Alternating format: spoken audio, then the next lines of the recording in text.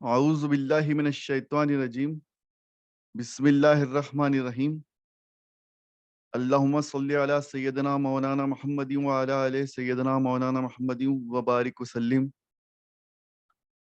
السلام علیکم ورحمۃ اللہ وبرکاتہ و مغفرتہ۔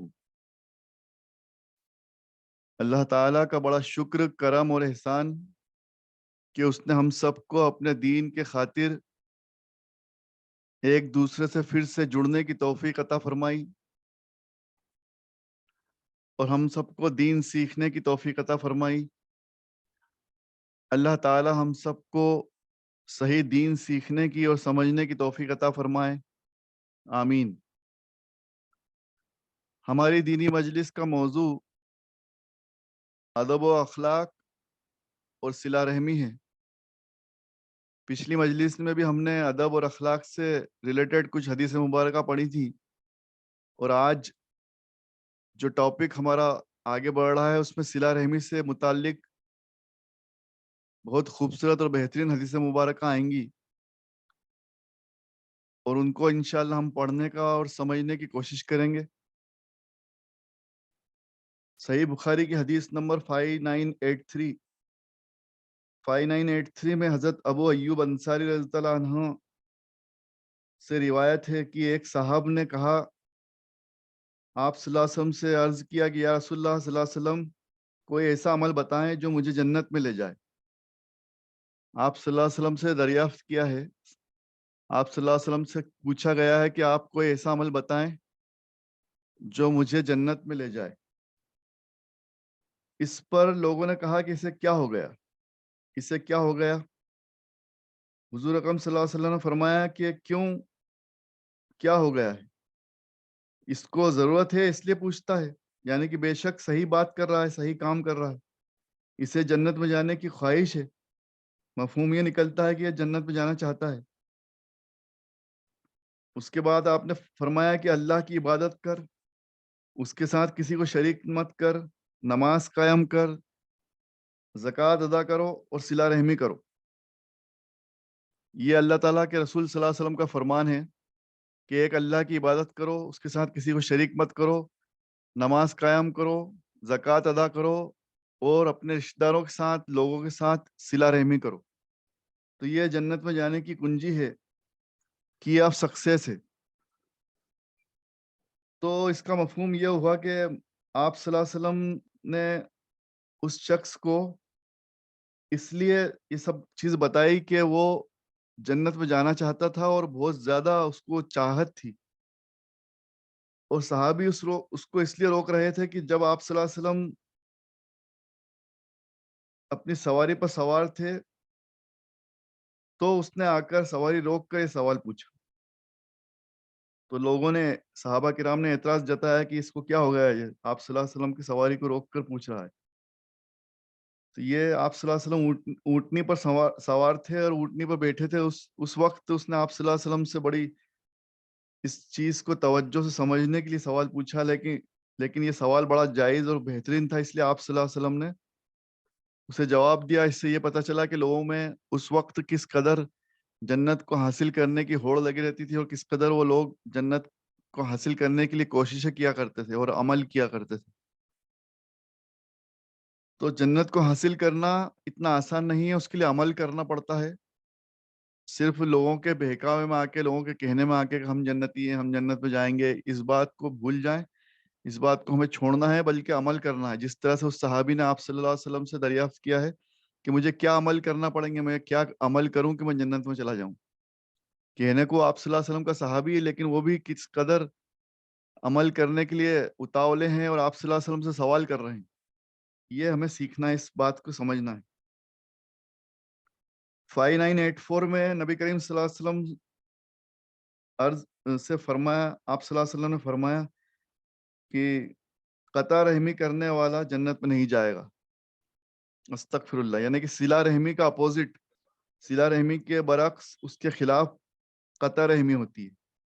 تو صلہ رحمی کو ہم شارٹ میں سمجھ لیں کہ صلہ رحمی کا سب سے لوئسٹ، اگر ہم اس کو مفہوم لیں یا اس کو سمجھنے کی کوشش کریں، تو صلہ رحمی یعنی کہ اپنے رشتہ داروں سے، اپنے عزیز اقارب سے، اپنے گھر والوں سے تعلق بنائے رکھنا، ان کو معاف کرنا، سلام دعا بنائے رکھنا، ان کو سلام کرنے پر ان کو جواب دینا، ہے نا، ان کے بلانے پر چلے جانا، یہ سب صلہ رحمی۔ تو ہم سب کو اللہ تعالیٰ آسانی عطا فرمائے، ہم سب کو صلہ رحمی کرنے کی توفیق عطا فرمائے۔ اور اس کے برعکس جو آج کل فیشن میں ہو گیا قطع رحمی، لوگ ایک دوسرے کو کاٹتے ہیں، ایک دوسرے کو اوائڈ کرتے ہیں، ایک دوسرے کو دیکھ کر منہ پھیر لیتے ہیں، سلام کرنے سے بچتے ہیں، اور ایک دوسرے کے بلاوے پر نہیں جاتے ہیں، اکڑ دکھاتے ہیں۔ یہ سب چیزیں قطع رحمی میں، قطع تعلق کرنا قطع رحمی میں آئے گا۔ تو نبی کریم صلی اللہ علیہ وسلم نے فرمایا کہ آپ صلہ رحمی کرو، قطع رحمی سے بچو۔ حالانکہ بہت مشکل کام ہے، لیکن ہمیں کوشش میں لگے رہنا ہے اور ہمیشہ کوشش کرتے رہنا ہے کہ صلہ رحمی کریں، کیونکہ یہ بہت مشکل کام ہے۔ آج کے حالات میں جب لوگ آپ سے تعلق نہیں رکھنا چاہتے اور ہر کسی کے میں ایگو آ گیا ہے، ایگو کے چلتے قطع تعلق کرنا بہت آسان ہو گیا ہے اور صلہ رحمی بہت مشکل ہو گئی۔ تو اسی لیے اللہ تعالیٰ نے، اس کے رسول صلی اللہ علیہ وسلم نے فرمایا ہے کہ صلہ رحمی کرنے والا انشاءاللہ جنت میں جائے گا اور قطع تعلق کرنے والا دوزخ میں جائے گا۔ استغفر اللہ ربی من کل ذنب واتوب الیہ۔ اب اگلی جو حدیث مبارک آ رہی ہے 5985، حضرت ابو ہریرہ رضی اللہ عنہ نے اس کو روایت کیا ہے کہ آپ صلی اللہ علیہ وسلم سے انہوں نے سنا کہ آپ صلی اللہ علیہ وسلم نے فرمایا کہ جسے پسند ہے کہ اس کی روزی میں فراخی ہو، یعنی کہ اس میں برکت ہو، اور اس کی عمر دراز ہو جائے، یعنی کہ عمر میں برکت ہو، تو وہ صلہ رحمی کرے۔ روزی اور عمر میں برکت چاہتے ہو اگر تو صلہ رحمی کرو۔ کتنی خوبصورت حدیث مبارکہ ہے اور کتنی اچھی سیکھ ہے کہ لوگوں سے سلام کرو، لوگوں کے ساتھ اچھے تعلقات رکھو، انہیں کھانا کھلاؤ، ان کے ساتھ میل جول رکھو، ان کو بلاؤ، ان کے ساتھ ہنسنا بولنا بیٹھنا رکھو، ان کی مدد کرو۔ تو اس سے آپ کی زندگی میں بھی اور آپ کے رزق میں بھی برکت ہوتی ہے، اور یہ ہم نے آنکھوں سے دیکھا ہے اس چیز کو۔ الحمدللہ اس چیز کو ہم نے فیل بھی کیا ہے، آپ لوگوں نے بھی فیل کیا ہوگا۔ تو رشتہ داروں کی نیک دعائیں اور ان کے ساتھ حسن سلوک، اچھے اخلاق آپ کی زندگی میں اور آپ کے معاملات میں، آپ کے مال و دولت میں، آپ کے خیر و برکت میں، ان سب میں اضافہ کرتے ہیں۔ یہ اس حدیث مبارکہ کا مفہوم بن کر آ رہا ہے۔ 5988، حضرت ابو ہریرہ رضی اللہ عنہ نے نبی کریم صلی اللہ علیہ وسلم کے بارے میں آپ صلی اللہ علیہ وسلم سے جو سنا ہے اور جو فرمایا آپ صلی اللہ علیہ وسلم نے، وہ بتا رہے ہیں، اس کی تصدیق کر رہے ہیں کہ جو بھی انسان کسی دوسرے انسان سے جڑتا ہے، تعلق رکھتا ہے، تو اللہ تعالیٰ بھی اس سے جڑتا ہے، اس سے تعلق رکھتا ہے، اور جو توڑتا ہے تو اللہ تعالیٰ بھی اس سے توڑ لیتا ہے۔ استغفر اللہ۔ یعنی کہ اللہ تعالیٰ جڑنے والوں کو، صلہ رحمی کرنے والوں کو پسند فرماتا ہے اور قطع تعلق کرنے والوں کو ناپسند فرماتا ہے۔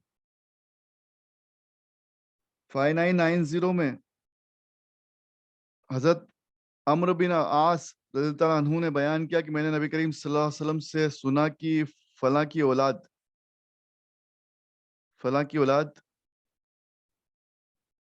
میرے عزیز نہیں ہے، اور میرے ولی تو اللہ ہیں، اور میرے عزیز تو وہ ہیں جو مسلمان ہیں، ایمان والے ہیں، نیک ہیں، پرہیزگار ہیں، چاہے ان سے میرا کوئی رشتہ نہ ہو۔ اب اس حدیث کو آگے عمرو بن عاص نے اتنا بڑھا ہے کہ میں نے آپ صلی اللہ علیہ وسلم سے سنا کہ آپ نے فرمایا کہ البتہ ان سے میرے رشتے ناطے نہیں ہیں جو لوگ ایمان والے ہیں، وہ میرے عزیز ہیں، اور جن سے میرے رشتے ناطے ہیں اگر وہ تر رکھیں گے تو میں بھی تر رکھوں گا، یعنی وہ ناطہ جوڑیں گے تو میں بھی جوڑوں گا۔ اب آپ صلی اللہ علیہ وسلم جو ہے عام انسان بھی ہے، اللہ تعالیٰ نے انسانوں میں پیدا فرمایا ہے، تو یہاں پر ایک ہمارا جو سوال اٹھتا ہے من میں، دماغ میں، وہ ہلکے سے اس طرف اشارہ آ رہا ہے۔ حالانکہ آپ صلی اللہ علیہ وسلم نے صلہ رحمی کا حکم دے دیا ہے، آپ صلی اللہ علیہ وسلم اور اللہ تعالیٰ کو صلہ رحمی پسند ہے، لیکن ایک بٹ نیچرل جو انسان کا نیچر ہوتا ہے، وہ چیز یہاں ابھر کے سامنے آئی ہے۔ اللہ تعالیٰ ہم کو اس کا صحیح مفہوم سمجھنے کی توفیق عطا فرمائے، اور غلطی ہو تو معاف فرمائے۔ بریکٹ میں اس میں ترجمہ کرنے والے نے لکھا ہے کہ یہ جو بات کی گئی ہے کہ جو میرے اپنے ہیں لیکن وہ مجھ سے اگر رکھیں گے تو میں ان سے رکھوں گا, اگر وہ رشتہ تر رکھیں گے تو میں بھی تر رکھوں گا, اور وہ جوڑیں گے تو میں بھی جوڑوں گا. وہ بات آ رہی ہے ابو سفیان اور ابو لہب کی. یہ آپ صلی اللہ علیہ وسلم کے رشتہ دار ہیں, لیکن آپ صلی اللہ علیہ وسلم سے اچھا یا بولنا چاہیے کہ اچھے اخلاق نہیں تھے, یا ان کے ساتھ اچھا ویوہار نہیں تھا, یا آپ صلی اللہ علیہ وسلم کے ساتھ صلہ رحمی نہیں کرتے تھے. تو اس طرف ایک اشارہ ہے. یہ جو بات بریکٹ میں آئی ہے تو یہ اشارہ ترجمہ کرنے والے نے حضرت امام بخاری رحمۃ اللہ علیہ نے اس طرف سے اشارہ کیا ہے. تو یہ انسانی فطرت ہے کہ عام انسان کے ناطے ایک انسان کی فطرت ہوتی ہے, دل دماغ میں یہ بات آتی ہے. حالانکہ یہ آپ صلی اللہ علیہ وسلم کا قول تو یہی ہے کہ صلہ رحمی کرو, لیکن انسان ہونے کے ناطے آپ صلی اللہ علیہ وسلم بندے بھی ہیں اور رسول بھی ہیں. تو آپ صلی اللہ علیہ وسلم نے ایک اشارہ ضرور دیا ہے اس بات میں, اس جگہ, کہ میرے عزیز تو وہ ہیں جو ایمان والے ہیں, نیک ہیں, پرہیزگار ہیں, چاہے ان سے میرا نسبی رشتہ نہ ہو. اور جو میرے رشتہ دار ہیں, جو بریکٹ میں مفہوم لکھا گیا کہ جو میرے رشتہ دار ہیں, جس میں ابو سفیان اور ابو لہب ہیں جو آپ صلی اللہ علیہ وسلم سے دشمنی رکھتے تھے, تو آپ نے فرمایا کہ البتہ ان سے میرا رشتے ناتے ہیں, اگر وہ تر رکھیں گے تو میں بھی تر رکھوں گا, یعنی وہ ناتا جوڑیں گے تو میں بھی جوڑوں گا. تو رشتہ داروں کا اکثر یہ مشکل ہوتی ہے رشتہ داروں کے ساتھ, عزیز اقارب کے ساتھ, کہ ایگو سامنے آنے کی وجہ سے, ایگو کی وجہ سے یہ لوگ دور ہٹنے کی کوشش کرتے ہیں. کئی مرتبہ ایگو ہرٹ ہوتا ہے تو انسان سامنے والے کو اوائڈ کرتا ہے, اسے بھلا برا کہتا ہے. تو یہ بھی ایک بات ہے کہ انسان ہونے کے ناطے یہ چیز سامنے ضرور آئے گی. تو جو آپ سے رکھے گا آپ اس سے آسانی سے رکھ لو گے, یہ بڑا آسان کام ہے. جو آپ سے نہیں رکھے گا اس سے رکھنا بڑا مشکل ہو جاتا. لیکن ہمیں کوشش یہی کرنا ہے, کیونکہ اللہ اور اس کے رسول صلی اللہ علیہ وسلم کا حکم یہی ہے کہ صلہ رحمی کرنا ہے. جوڑنے والے بننا ہے, توڑنے والے نہیں بننا ہے. جو اگر سامنے والا آپ سے توڑے تو اس کا ذمہ دار وہ خود ہے, ہم اس کے ذمہ دار نہیں ہیں. جو توڑے گا وہی دور جائے گا تو اس کا ذمہ دار وہی رہے گا. ہماری ذمہ داری یہ ہے کہ ہم سے ملے, اگر ہم سے خوش اخلاقی سے ملے تو ہمیں اس کے سلام کا جواب دینا ہے, سلام کرے تو جواب دینا ہے, یا ہمیں دکھے تو ہمیں سلام کرنا ہے. اور جس طرح سے ہمارے ساتھ اس کے جتنے اچھے بہتر ہم تعلقات رکھ سکتے ہیں کوشش کرنا ہے. یہ ایک آپ صلی اللہ علیہ وسلم کا, اللہ تعالیٰ کا حکم ہے, اور ہم گناہ گار بندے ہیں, تو ہم سبھی گناہ گار ہیں. تو یہ کام ہمارے لیے بے شک مشکل ضرور ہے, لیکن کوشش کرنا ضرور ضرور ضرور ضرور ہم پر فرض ہے, لازم ہے. تو کوشش کریں کہ ہم رشتے ٹوٹنے سے بچائیں اور اس کو جوڑے رکھیں. بے شک تالی دونوں ہاتھوں سے بچتی ہے, یہ بات صحیح ہے, لیکن ہمیں کوشش ضرور کرنا ہے, ہمیں پازیٹیو ایٹیٹیوڈ رکھ کے چلنا ہے. ہمیں اللہ اور اس کے رسول صلی اللہ علیہ وسلم کے اس فرمان کو غور فکر کرتے ہوئے اس پہ عمل کرنے کی کوشش کرنا ہے, اور اپنی طرف سے ایسا کوئی عمل نہ کریں کہ کوئی قطع تعلق ہو. کم سے کم اتنا ضرور کر سکتے ہیں ہم کہ اپنی طرف سے کوئی ایسا عمل, کوئی ایکشن نہ کریں کہ قطع تعلق بنے, قطع تعلق ہو جائیں. اپنی طرف سے ہمیشہ آسانی دیں, سامنے والے کو آسانی رکھیں, اس کے لیے اپنے ہاتھ اور اپنا دل کھلا رکھیں. 5991 میں نبی کریم صلی اللہ علیہ وسلم نے فرمایا کہ کسی کام کا بدلہ دینا صلہ رحمی نہیں ہے, بلکہ صلہ رحمی کرنے والا وہ ہے کہ جب اس کے ساتھ صلہ رحمی کا معاملہ نہ کیا جا رہا تو بھی وہ صلہ رحمی کرے. یہ بھی ایک ڈیفینیشن اور آ گئی, اور ڈیفیکلٹ بات ہے عام انسان کے لیے, کہ جو آپ کو دے رہا ہے, کچھ بھیج رہا ہے, آپ اس کو بھیج دیا تو یہ کوئی صلہ رحمی نہیں. کوشش کریں کہ ہم اپنی طرف سے کچھ بھیجتے رہیں, کچھ ہم دے دیں, کچھ ہم آگے بڑھ کے اس کے ساتھ اچھا اخلاق دکھا دیں, کچھ بیٹر مینرز دکھا دیں. مطلب ہمیں بیٹر رہنا ہے, بیٹر کی طرف جانا ہے, بہترین کی طرف جانا ہے. 5997 میں رسول اللہ صلی اللہ علیہ وسلم نے کے پاس صحابہ کرام بیٹھے ہوئے تھے, تو آپ صلی اللہ علیہ وسلم کے ساتھ یہ واقعہ ہوا ہے کہ آپ صلی اللہ علیہ وسلم بچوں کے ساتھ بھی بہت اچھے سلوک کے ساتھ, حسن سلوک کے ساتھ پیش آتے تھے. ایک مرتبہ حضرت حسن علیہ السلام, جو حضرت علی کی بیٹے ہیں, حضرت علی کے بیٹے حسن حسین, اس میں سے حضرت حسن ہیں اور آپ صلی اللہ علیہ وسلم کے نواسے بھی ہیں, تو جب وہ بہت چھوٹے تھے بچپن میں، وہ آپ صلی اللہ علیہ وسلم کے پاس بیٹھے تھے، آپ صلی اللہ علیہ وسلم نے ان کو بوسہ دیا، پیار محبت کی. تو ایک صحابی نے بولا کہ میرے تو 10 لڑکے ہیں، تو میں نے ان کو کبھی کسی کو بوسہ نہیں دیا. تو آپ صلی اللہ علیہ وسلم نے بس یہ فرمایا کہ جو اللہ کی مخلوق پر رحم نہیں کرتا اس پر رحم نہیں کیا جاتا. استغفر اللہ. تو مطلب بچوں پہ، گھر والوں پہ، سب پہ رحم کرنا ہے، سب سے محبت سے پیش آنا ہے، سب کے ساتھ حسن سلوک رکھنا ہے، اخلاق رکھنا ہے نا، صلہ رحمی کرنا ہے. تو یہ بات بھی ہمیں خیال میں رکھنا ہے کہ سب کے ساتھ اچھا سلوک اور رحم کا سلوک، مطلب رحمت والا ہے کہ آپ سب کے ساتھ کائنڈنیس رکھنا ہے. مخلوق پر رحم کرنے کا مطلب ہے کہ مخلوق کے ساتھ ہمیں گڈ مینرز کے ساتھ اور کائنڈنیس کے ساتھ، ہے نا، بہت اچھے سے ملنا ہے. جس سے بھی ملاقات ہو، چاہے رشتہ دار ہو، عزیز اقارب ہو، پہچان جان پہچان والا ہو، سب کے ساتھ اچھے سے ملیں، اچھے سے بات چیت کریں. یہ دین ہمیں سکھا رہا ہے. 6000 میں حضرت ابو ہریرہ رضی اللہ عنہ نے بیان کیا ہے. یہ بہترین حدیث، ہمیں غور کرنا ہے، اس پہ بھی عمل کرنا ہے انشاءاللہ. اور اس پہ عمل یہ کرنا ہے، پہلے ہم حدیث پڑھ لیتے ہیں، پھر اس کا میں خلاصہ انشاءاللہ پیش کروں گا کہ رسول کریم صلی اللہ علیہ وسلم نے فرمایا، آپ صلی اللہ علیہ وسلم نے فرمایا کہ اللہ نے رحمت کے 100 حصے بنائے. اللہ نے رحمت کو 100، ہے نا، 100 پارٹ میں ڈیوائڈ کر دیا. رحمت کے 100 پارٹس، 100 حصے بنائے، اور اپنے پاس ان میں سے 99 حصے رکھ لیے، صرف ایک حصہ زمین پہ اتارا. اور اسی کی وجہ سے تم دیکھتے ہو کہ مخلوق ایک دوسرے پر رحم کرتی ہے. سبحان اللہ.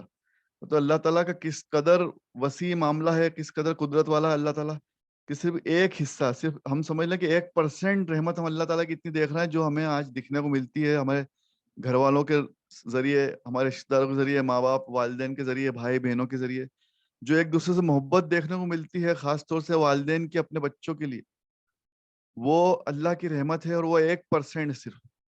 اس لیے اللہ تعالیٰ کے بارے میں فرمایا جاتا ہے کہ اللہ تعالیٰ 70 ماہوں سے زیادہ. اب وہ 70 ماہیں مطلب 70 کا جو میں نے ایک مرتبہ پہلے بھی عرض کیا تھا کہ 70,000، 70 بار، 70 مرتبہ، یہ عربی کا ایک محاورہ ہے.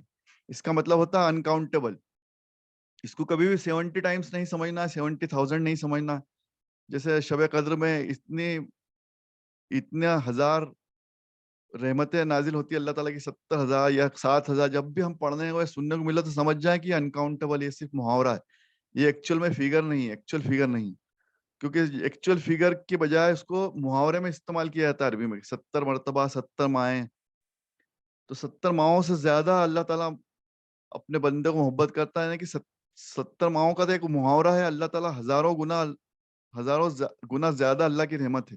اور اس کا پروف ہمیں اس حدیث مبارکہ سے ملا ہے. صحیح حدیث ہے، صحیح بخاری کی صحیح حدیث ہمیں سکھا رہی ہے کہ اللہ تعالیٰ نے 1% رحمت دکھائی ہے بندوں کو صرف. اب سمجھ لیں کہ 70 اور 70,000 کہاں لگ رہے ہیں اس میں. 1%، 99% تو اللہ تعالیٰ نے رحمت دکھائی نہیں. تو جو ہمیں ہزاروں مرتبہ، ہزاروں گنا رحمت دکھ رہی ہے، یا ہمیں ہزاروں گنا اس کا ثواب ملتا ہے، یا ہم ہزاروں ٹائمز اس کو ملٹیپلائی کر لیتے ہیں، تو وہ سب ملا کر بھی 1% ہے. اللہ کا 1% ہے. 99% تو اللہ نے اپنے پاس رکھ لیا ہے، ابھی صرف 1% رحمت دکھائی. تو اس سے ہمیں سیکھنا ہے کہ ہمیں بھی اللہ کے بندے ہیں، تو اللہ تعالیٰ نے ہمارے لیے کس قدر وسیع رحمت اور کرم فرمایا ہے. تو ہمیں بھی دوسروں کے ساتھ حسن سلوک سے اور رحمت کے ساتھ، ان کے ساتھ کائنڈنیس کے ساتھ ان سے ایٹیٹیوڈ کرنا ہے. 6004 میں حضرت عائشہ صدیقہ رضی اللہ عنہا نے بیان کیا ہے کہ مجھے کسی خاتون پر، کسی عورت پر اتنا رشک نہیں آتا جتنا حضرت خدیجہ رضی اللہ عنہا پر آتا تھا.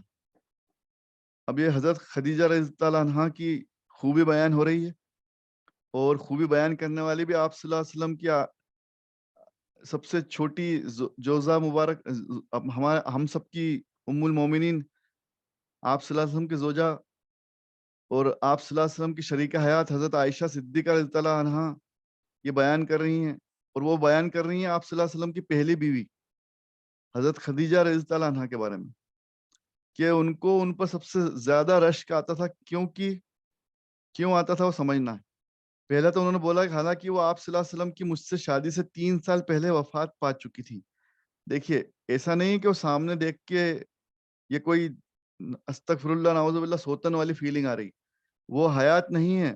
آپ صلی اللہ علیہ وسلم نے جب تک وہ حیات رہیں کسی سے شادی نہیں کی تھی. تو ان کا انتقال ہو چکا. اس کے بعد حضرت عائشہ صدیقہ رضی اللہ عنہا سے شادی ہوئی ہے اور وہ ان کے جانے کے 3 سال بعد آئیں. اس دنیا سے جانے کے 3 سال بعد آپ صلی اللہ علیہ وسلم کے نکاح میں آئیں. تو کہہ رہے ہیں کہ یہ وجہ نہیں ہے کہ مجھ سے شادی مجھ سے پہلے ان سے شادی ہوئی یا میں ان کے ساتھ شریک تھی. ایسا نہیں ہے. بلکہ یہ ہے کہ آپ صلی اللہ علیہ وسلم کو میں بہت زیادہ سے زیادہ ان کا ذکر کرتے سنتی تھی. اللہ تعالیٰ نے بھی ان کو خوشخبری بھیجی حضرت خدیجہ رضی اللہ عنہا کے لیے. جنت کی خوشخبری ملی ہے انہیں. تو وہ جنتی خاتون ہیں اور آپ صلی اللہ علیہ وسلم بھی ان کی خوبی بیان کرتے رہتے تھے, ان کا ذکر کرتے رہتے تھے. تو ان کا ذکر کرتے تھے اور ان کو جنت کی بشارت دی. تو آپ صلی اللہ علیہ وسلم ان سے بہت محبت کرتے تھے, ان کی تعریف کرتے تھے ان کے وفات کے بعد. تو اس بات پر بھی حضرت عائشہ صدیقہ رضی اللہ عنہ کو اس بات پر رشک ہوتا تھا. وہ یہ سوچتی تھی کہ وہ اس قدر بہترین اور نیک بیوی تھی کہ ہم دوسری بیوی ہوتے ہوئے بھی ہم سب بیویوں کے سامنے ان کی تعریف کرتے ہیں آپ صلی اللہ علیہ وسلم. اور آگے حدیث مبارکہ میں آیا کہ آپ صلی اللہ علیہ وسلم جب بھی کبھی بکری ذبح کرتے تو اس میں سے حضرت خدیجہ رضی اللہ عنہا کی سہیلیوں کے لیے حصہ بھیجتے, ان کے لیے بھی کچھ حصہ بھیجتے قربانی میں سے. سبحان اللہ. مطلب آپ صلی اللہ علیہ وسلم نے یہاں ایک تعلق اور گڈ مینرز, کائنڈنیس, فیتھفلنیس, گریٹفلنیس سب دکھائی. اپنی بیوی کے ذریعے امت کو سکھایا ہے کہ کس طرح سے ہمیں بہترین اخلاق دکھانا ہے. آپ صلی اللہ علیہ وسلم کی پہلی بیوی ان کا انتقال ہو گیا, اس کے بعد بھی آپ صلی اللہ علیہ وسلم ان کو یاد کر رہے ہیں, ان کی تعریف کر رہے ہیں اور ان کی سہیلیوں کے لیے حصہ بھیج رہے ہیں. تو اس سے بہترین اگزامپل کیا ہو سکتا ہے جبکہ آپ صلی اللہ علیہ وسلم کی بہترین بیوی حضرت عائشہ صدیقہ رضی اللہ عنہا موجود ہیں. خوبصورت اور کم عمر بیوی موجود ہیں, لیکن پھر بھی اپنی پہلی بیوی کو یاد کر رہے ہیں, ان کی تعریف کر رہے ہیں. تو یہ سیکھنے والی بات ہے اور یہ عمل کرنے والی بات ہے. اور اس سے یہ بھی صاف ظاہر ہوتا ہے کہ اسلام کتنا بہترین مذہب ہے اور آپ صلی اللہ علیہ وسلم نے کس قدر بہترین کیریکٹر دکھایا ہے کہ ایسا نہیں کہ بیوی کو بھول گئے یا اتنی بیویاں ہو گئیں تو پہلی بیوی کو بھلا دیا. اور یہ چیز اس حدیث مبارکہ سے سب چیزیں سامنے نکل کر آ رہی ہیں کہ آپ صلی اللہ علیہ وسلم کا کیریکٹر سامنے آ رہا ہے اور ان کے اخلاق سامنے آ رہے ہیں. 6005 میں حضرت سہل بن سعد رضی اللہ عنہ نے سنا اور روایت کیا کہ نبی کریم صلی اللہ علیہ وسلم نے فرمایا کہ میں اور یتیم کی پرورش کرنے والا جنت میں اس طرح ہوں گے, اور اپنی شہادت اور بیچ کی انگلی کے اشارے کو جوڑ کر بتایا کہ اس طرح سے جڑے ہوئے ہوں گے. یعنی کہ آپ صلی اللہ علیہ وسلم خود اور یتیم کی پرورش کرنے والا. کتنی بہترین خوبصورت حدیث اور کتنا بہترین آپ صلی اللہ علیہ وسلم کے ذریعے پوری امت کو ایک ٹکٹ مل گیا جنت الفردوس کا کہ آپ صلی اللہ علیہ وسلم کے ساتھ کھڑا ہوگا وہ انسان جو یتیم کی پرورش کرے گا. سبحان اللہ. تو یہ بھی سمجھنے اور سیکھنے والی بات ہے کہ آپ صلی اللہ علیہ وسلم نے فرمایا ہے کہ بیواؤں کو اور مسکینوں کے لیے کوشش کرنے والا اللہ کے راستے میں جہاد کرنے والے کی طرح ہے, اس شخص کی طرح ہے جو دن میں روزہ رکھتا ہے اور رات کو عبادت کرتا ہے. اب کنٹینیوٹی میں 6005 اور 6006 میں 6005 میں یتیم کی پرورش کرنے والے کو جنت کی بشارت دے دی ہے, اور 6006 میں بیواؤں اور مسکینوں کے لیے, غریبوں کے لیے کوشش کرنے والا, ان کی مدد کرنے والے کو جہاد کرنے والا اور دن میں روزے رکھنے والا, رات کو عبادت کرنے والے کے برابر ثواب دے دیا. سبحان اللہ. تو یہ سب چیزیں ہمیں سمجھانے کے لیے, سکھانے کے لیے اس طرح سے حدیث مبارکہ کے ذریعے اتری ہیں. 6009 میں حضرت ابو ہریرہ رضی اللہ عنہ نے روایت کیا ہے کہ رسول اللہ صلی اللہ علیہ وآلہ وسلم نے فرمایا, ایک شخص راستے میں چل رہا تھا کہ اسے شدت کی پیاس لگی اور اسے ایک کنواں ملا اور اس نے اس میں اتر کر پانی پیا. جب باہر نکلا تو یہاں اس جگہ ایک کتا دیکھا جو ہانپ رہا تھا اور پیاس کی وجہ سے تری کو چاٹ رہا تھا, نہیں کہ گیلی مٹی کو چاٹ رہا تھا. اس شخص نے کہا کہ یہ کتا بھی اتنا ہی زیادہ پیاسا معلوم ہو رہا ہے جتنا میں تھا. چنانچہ وہ پھر کنویں میں اترا اور اپنے جوتے میں پانی بھر کر لایا اور منہ سے پکڑ کر اوپر لایا اور کتے کو پانی پلایا. اللہ تعالیٰ نے اس کے اس عمل کو پسند کیا اور اس کی مغفرت کر دی. سبحان اللہ. صحابہ کرام نے عرض کیا کہ یا رسول اللہ صلی اللہ علیہ وسلم کیا ہمیں جانوروں کے ساتھ نیکی کرنے میں ثواب ملتا ہے؟ آپ صلی اللہ علیہ وسلم نے فرمایا تمہیں ہر تازہ کلیجے والے یعنی کہ ہر جاندار پر نیکی کرنے میں ثواب ملتا ہے. سبحان اللہ. اس حدیث مبارکہ کے جو صحیح حدیث ہے ہم اس کو کسی طرح کا شک کرنے کی گنجائش بھی نہیں. صحیح بخاری کی حدیث ہے 6009 اور آپ صلی اللہ علیہ وسلم بشارت دے رہے ہیں کہ اس انسان کو اس کتے کے ساتھ صلہ رحمی کرنے کی بدولت جنت مل گئی. اللہ تعالیٰ نے جنت کا ٹکٹ دے دیا. تو ان باتوں سے ہمیں سمجھنا ہے, سیکھ لینا ہے, عمل کرنا ہے. 6010 میں نبی کریم صلی اللہ علیہ وسلم ایک مرتبہ نماز کے لیے کھڑے ہوئے اور صحابہ کرام بھی آپ صلی اللہ علیہ وسلم کے ساتھ کھڑے ہو گئے. نماز پڑھتے ہی ایک دیہاتی نے کہا کہ اللہ مجھ پر رحم فرما اور محمد صلی اللہ علیہ وسلم پر اور ہمارے ساتھ کسی اور پر رحم نہ فرما. اب دیکھیے یہ ایک چھوٹا تنگ دلی بات آ گئی اور یہ اس کا اگزامپل میں آپ کے سامنے ابھی پیش کروں گا تو آپ لوگ بھی انشاءاللہ میرے ساتھ اس بات کو ایڈمٹ کریں گے, اس بات کو سمجھیں گے کہ کس قدر ہم لوگ تنگ دل ہیں. اب یہ صحابی ہونے کے باوجود کیا دعا کر رہے ہیں کہ اللہ مجھ پہ رحم فرما, محمد صلی اللہ علیہ وسلم پر, ہے نا. خود کے لیے دعا مانگی, آپ صلی اللہ علیہ وسلم کے لیے دعا مانگی اور ساتھ میں کسی اور پر رحم نہ کر. تو آپ صلی اللہ علیہ وسلم نے سلام پھیرا تو دیہاتی سے فرمایا کہ تم نے ایک وسیع چیز کو تنگ کر دیا, یعنی کہ اللہ کی رحمت سے تم نے چھوٹا کر دیا. اللہ کی رحمت تو بہت بڑی ہے, ہم نے جیسا پڑھا بھی کہ 1% رحمت اتنی وسیع ہے, اس قدر بڑی ہے 1% رحمت کی پوری دنیا پہ رحمت اور رحم نازل کیا جا رہا. تو اس کا مفہوم یہ نکلا, مفہوم یہ ہے, اور یہ میں جو آپ کے سامنے عرض کرنا چاہ رہا تھا اور جو اگزامپل دینا چاہ رہا وہ یہ ہے کہ ہم لوگ اللہ تعالیٰ سے خود ہی چھوٹا مانگتے ہیں, ہم خود ہی کم مانگتے ہیں, ہم خود ہی تنگ دل ہیں. نبی کریم صلی اللہ علیہ وسلم نے اس لیے تنبیہ کی, اس صحابی کو ڈانٹا ہے, اس دیہاتی کو ڈانٹا ہے کہ تم نے اللہ کی رحمت کو کم کیسے کر دیا, اس کو وسیع کا رحمت کو تم نے تنگ کر دیا, یعنی کہ اللہ سے تم نے بہت کم مانگا. اب دیکھیے اگزامپل یہ ہے کہ اکثر ہم نے اور آپ نے سنا ہوگا, آپ بھی سمجھتے ہیں, سنتے ہیں, میں بھی سنتا آیا ہوں کہ لوگ دعا کرتے ہیں, اپنے لیے دعا کرتے ہیں, زیادہ سے زیادہ اپنے گھر والوں کے لیے دعا کرتے ہیں, باقی سب کو بھول جاتے ہیں. پوری امت کے لیے دعا کرنا 99% لوگ پوری امت کے لیے دعا نہیں کرتے, جبکہ رحمت اللہ تعالیٰ کی اتنی بڑی ہے کہ پوری امت کے لیے بھی 1% کافی ہے. 99% تو اللہ نے کھولا ہی نہیں خزانہ اپنا. پھر ہم لوگ قرآن شریف پڑھیں گے تو اپنے لیے رکھیں گے. لوگوں سے ہم لوگ سنتے آ رہے ہیں بزرگوں سے, بوڑھے لوگوں سے, کہ میں نے اتنے سپارے پڑھے ہیں, میں نے اتنے آیت الکرسی پڑھی, اتنی یاسین شریف پڑھی, اس کو میں مروں تو بخش دینا, یہ میرے لیے, مطلب میرے لیے. پھر وہی تنگ دل, ہماری تنگ دلی کتنی ہے کہ میں نے پڑھا ہے میرے لیے, گھر والے رشتے دار سب کو بھول گئے, ہے نا. تو یہ ہماری تنگ دلی ہے جو اس حدیث مبارکہ سے سامنے آئی کہ اللہ تعالیٰ کے رسول صلی اللہ علیہ وسلم نے اس کو ڈانٹا بھی کہ تو کم کیوں مانگ رہا ہے, اللہ تعالیٰ کی رحمت کو تنگ کیوں کر رہا ہے, لمیٹڈ کیوں کر رہا ہوتا, ان لمیٹڈ ہے.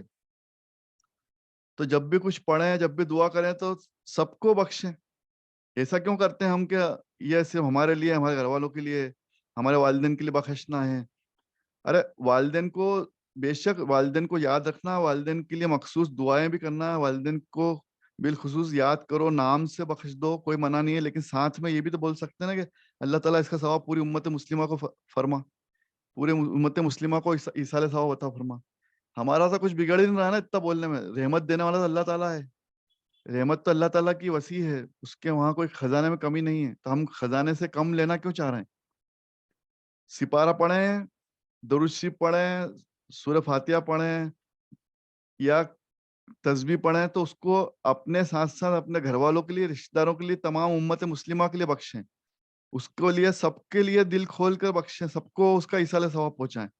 آپ کے حصے میں کچھ کم نہیں ہونے والا. ہمارے نادان ناسمجھ لوگ, اب کیا بولنا چاہیے ان کے لیے, ہمارے نادان ناسمجھ رشتہ دار بھائی بہن, ہمارے ناسمجھ ایمان والے بھائی بہن اکثر یہی کرتے ہیں کہ اپنے لیے بخشنا ہے, اپنے فلاں انسان کے لیے بخشنا ہے.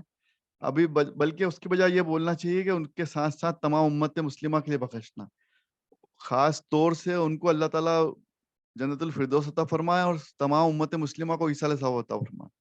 اتنی سی دعا کرنا ہے، اتنا سا بولنا ہے کہ تمام امت مسلمہ کو اللہ تعالیٰ ایصال ثواب عطا فرمائے، سب کو اس کا اجر ثواب عطا فرمائے۔ تو کیا کمی رہ جائے گی؟ اللہ تعالیٰ کا فرمان ہے کہ تمہارے حصے میں سے کچھ کم نہیں ہوگا۔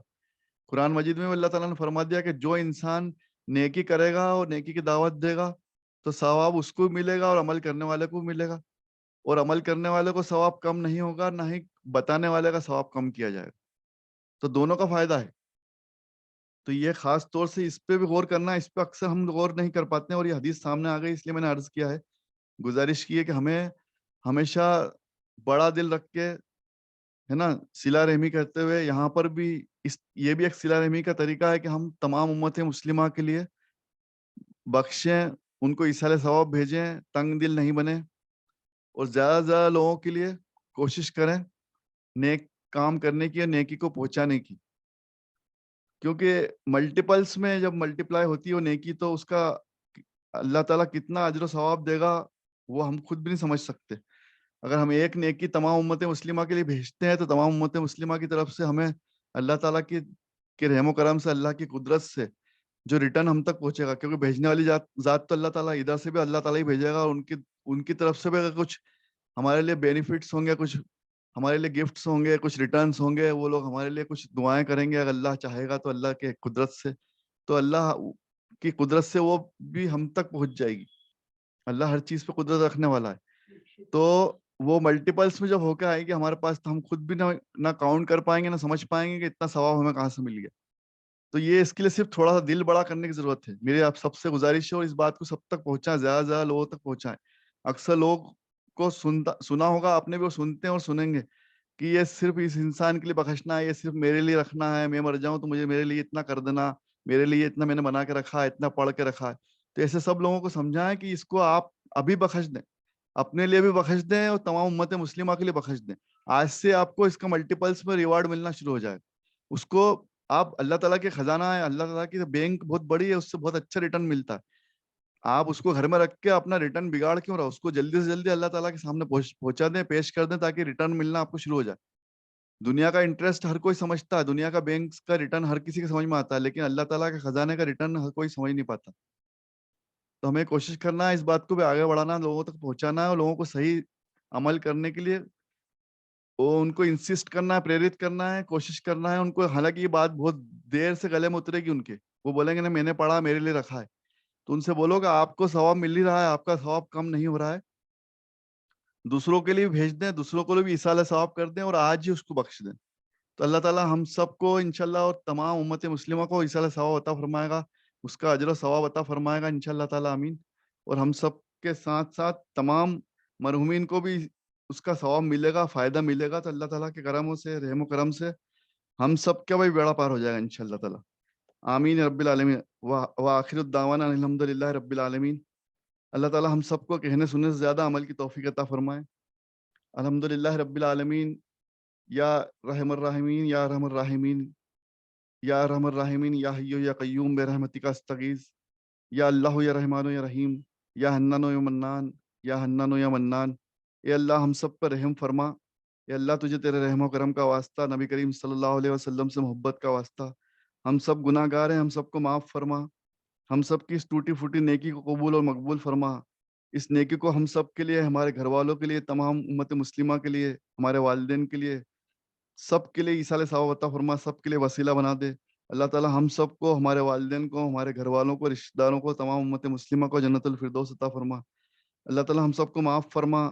استغفر اللہ ربی من کل ذنب و اتوب الیہ۔ پڑھنے میں، سمجھنے میں، کہنے سننے میں کچھ غلطی ہو گئی ہو تو اسے معاف فرما۔